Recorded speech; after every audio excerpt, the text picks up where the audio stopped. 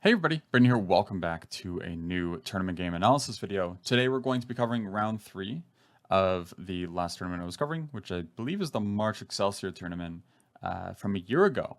So I started this tournament off really well. I beat a national master in the first round, and I drew an international master in the second round.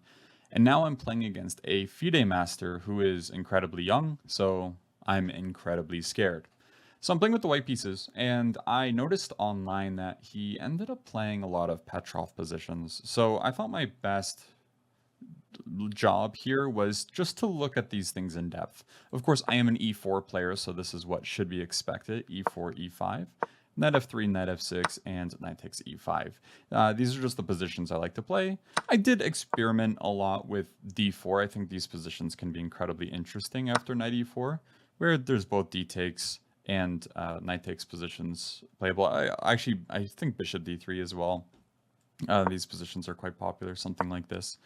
Actually, knight c6 as well is really cool with the idea of d5 and e4 winning back the piece. This is an incredibly good online weapon if you are interested.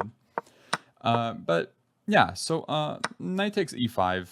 I was expecting d6, and I looked a little bit in depth here on what to expect. So from the book I was reading at the time, which was a Gaevsky repertoire, who is the second of Gukesh, the new world champion, he recommended this line here: knight f3, knight takes e4, d4, d5. Again, going down games that Anthony has played in the past, this is kind of what was expected. Would he have deviated? Potentially, absolutely. But you know, if he had a lot of games here, it's something we have to take a look at. So bishop d3, bishop d6, just symmetrical, and then c4, c6, and then knight to c3, where he ends up taking on c4 and going for bishop to f5. And the line that was recommended was bishop g5 followed by d5, which of course is a fairly equal position, quite normal. White does usually give up that c3 pawn, but gets quite a bit for it. Now, I was a little bit worried here, mainly because it looks like there's potential pawn sacrifices, even if it's not really a pure pawn sacrifice in terms of is that pawn really good to take or not. These are all things that I have to consider, especially against a much stronger opponent. Is this something I'm comfortable with? And the answer is probably not. I'm not even sure if I'm comfortable playing this against someone at my own rating. I kind of prefer the black position. It feels like there's less onus on them to prove anything, and if they can manage to consolidate, then they might be pretty happy.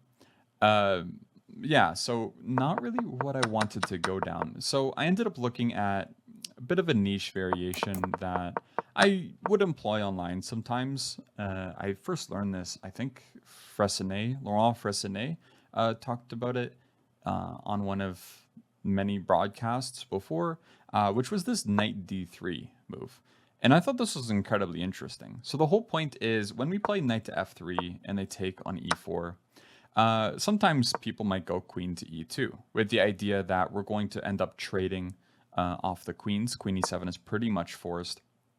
And then once the knight gets kicked back in some way, hopefully there's something to prove for it. Like this position, maybe bishop g5, maybe knight b5, and just trying to massage and try to create some sort of weakness. But the problem is this knight on f3, it's not bad at all, by the way. But imagine it on f4 in these endgames. It's kind of hard to take advantage of on f4, especially if we play a move like h4, where it can't be kicked by g5. So that's why I ended up playing knight to d3 in my game, because now after knight d3, knight takes e4, queen e2, and queen e7, this knight is ready to come to f4. So there are some traps involved, but they're pretty easy to parry. So knight to f4, already there's a threat of knight to d5. And then we see knight to c6. That's one of two ways to deal with it. Knight c6 and also c6, because this is a pretty massive threat. For example, if you play something a bit silly, like bishop d7, I mean, who would play this though? Knight to d5 just wins on the spot because you can't defend both c7 and the knight on e4 here. But I mean, maybe a6 as well, but same thing. Even then, yeah, you can't defend both c7 and the knight, so something is going to fall. But of course, again, very easy to parry c6 or knight c6. The only thing you have to remember is after knight c6 and knight d5, there's knight d4. And I didn't want to go into this, mainly because it feels like it kind of simplifies a bit too much. For example, after taking on e7, taking on e2, takes, I don't see anything wrong with black's position. I didn't really get anything, so of course, yeah, I looked at other things. So I looked at c3 here. I thought this was kind of an interesting idea. And yeah, I was a little worried to play d3 just in case if knight to d4 stuff was at all a problem. For example, d3, knight d4, and then queen takes e4, there's knight c2, and I don't like that. Yeah, so c3 was played just to avoid knight d4, and now d4 is ready, or maybe even d3, or f3. f3 is a nice move to try to kick away this knight. So I do want to wait, by the way, to trade queens once it's possible. So for example, knight to f6, I don't really want to trade immediately because it develops for black. Both sides want the other side to take because it develops one of your pieces. So I start with h4, right? Just making sure that this knight gets to stay on this square. And now, again, if queen takes e2, we're incredibly happy with this. We got that little extra tempo. Does it mean a lot?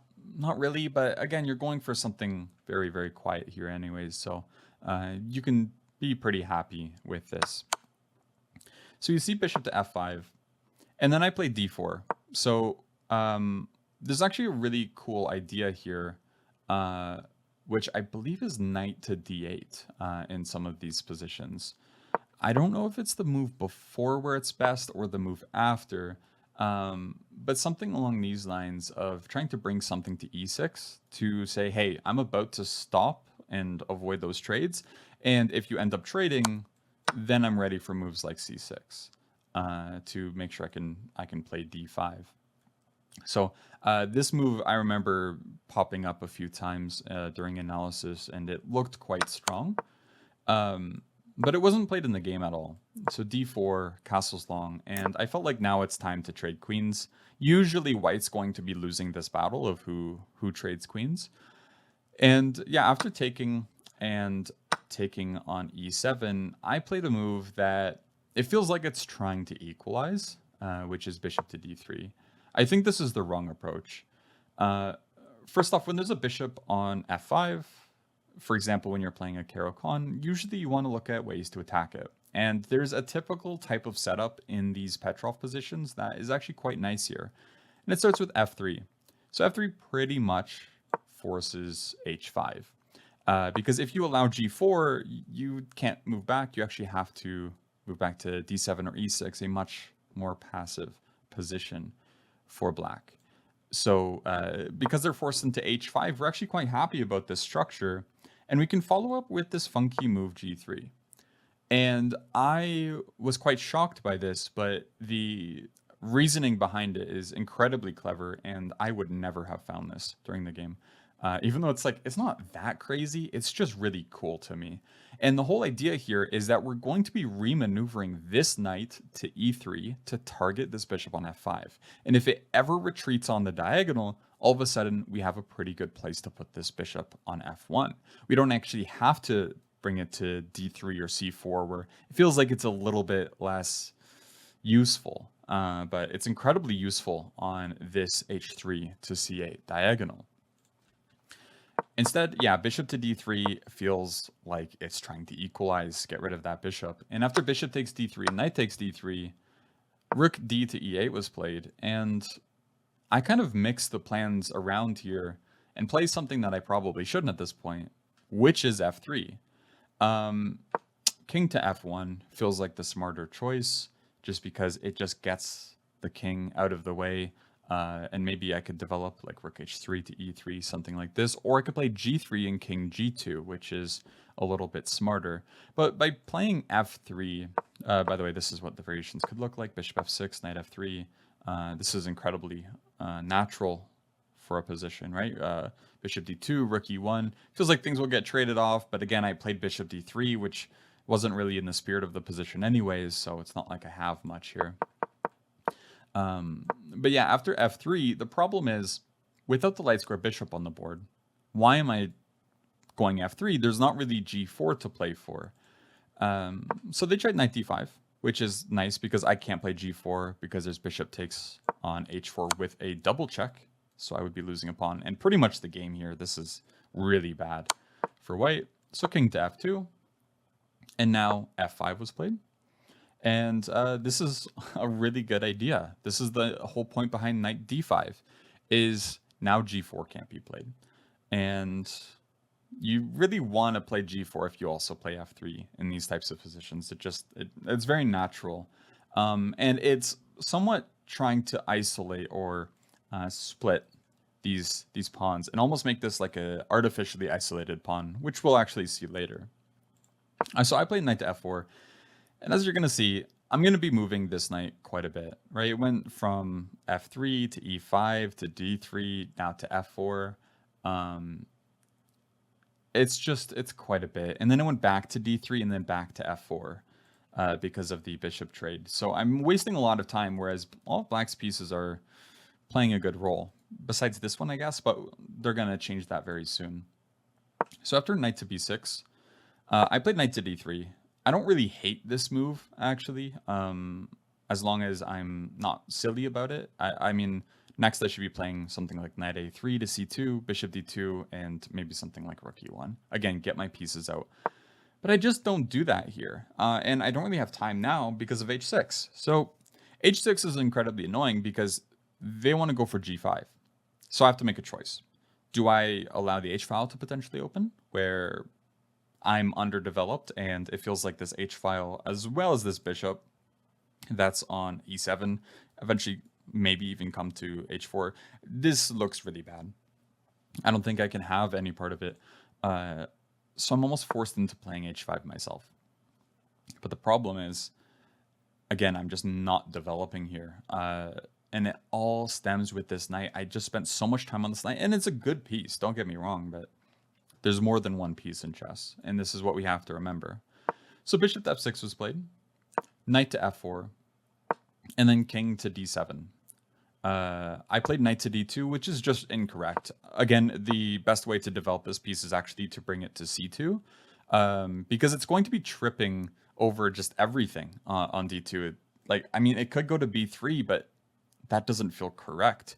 Once it goes to c2, it could go to e3, you know, put a little bit of pressure on f5. It feels like it does have a future, or just have some semblance of a plan later on, even if it's not necessarily immediate. But after knight d2, already I'm kind of in a tricky spot here because of bishop to g5. And with bishop to g5, I can't play knight to d3, can I? It just doesn't really work here, does it? Because if I play knight to d3, bishop to e3 check comes, and something's going wrong. Yeah, I can't really do this. So I played knight to f1. Luckily, I did see that. And then knight to c4, I was incredibly scared here. So when we see knight c4, there's an idea in mind. It's bishop takes f4, and then they win the b2 pawn. And I have to be careful to remember that rook b1 does not win b7 because of knight d3 check. So let's actually look at this. Let's just say a3 is played. We need to find a move. Takes, knight takes b2, rook b1, and knight d3 check. So this is a big problem. And that's actually why I ended up playing b3. But this isn't really the right solution. I should actually just be playing knight d3. I'm not exactly sure why I was scared to play this move, but this is absolutely correct. I think I was a bit worried because maybe I was not interested in taking on g5, where they could play h takes and attack my h5 pawn. But it's less about that and more so about making sure b2 is defended. So if they ever take on c1, I can capture back. And again, moves like rook e1 are ready, where I can start neutralizing any initiative that black may have. So yeah, b3, just incorrect. And now after bishop takes f4, I can't really take on f4. I didn't, luckily, but knight to b2 is a problem. And now knight to d3 check is coming, and I can't stop it with rook d1 because they also control d1. And once knight d3 comes, they're also ready for moves like g5, and then after I take, then they can maybe play something like rook to g8 and try to attack my king, which is incredibly weak here. So I ended up taking on c4, which is not really a move we want to make because these pawns are actually quite weak now, especially c4 and a2. And this is going to play a big role in the rest of the game. So f4 was played. And I played rook h4, just getting a little bit of initiative going. Rook hf8. And again, it's just bad move after bad move here. Looking at this in hindsight, I realized that I made so many small errors, just small, silly moves, one after another. But during the game, it felt like I was just being outplayed, and I wasn't exactly sure where I went wrong.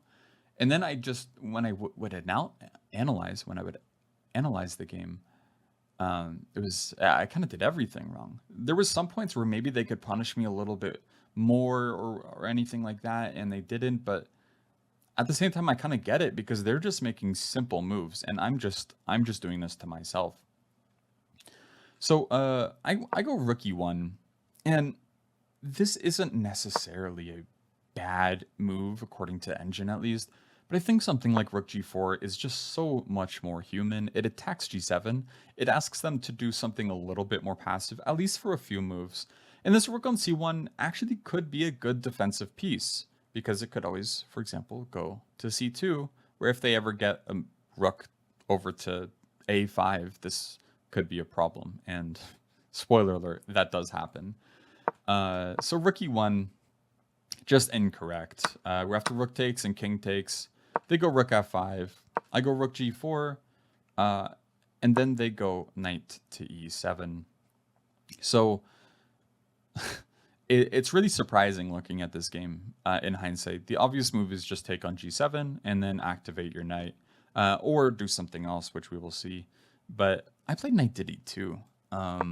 And I think the idea was that once I take on g7, I want to bring my knight to e4. It's actually quite reasonable, but I had a good chance here to actually solve a lot of my problems, starting with rook takes g7, where after rook takes on h5, I could play g3.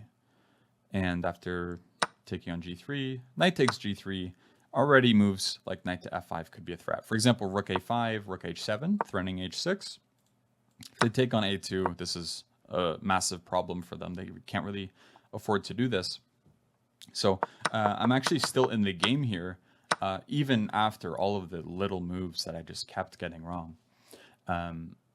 And it's also important to recognize that rook a5 immediately here is quite bad, because I can also go g4, where after they take and take, they didn't even take the h-pawn. And now, for example, after rook a2 and knight f5, this is even worse because they're going to have to waste probably quite a bit of time to take this h-pawn.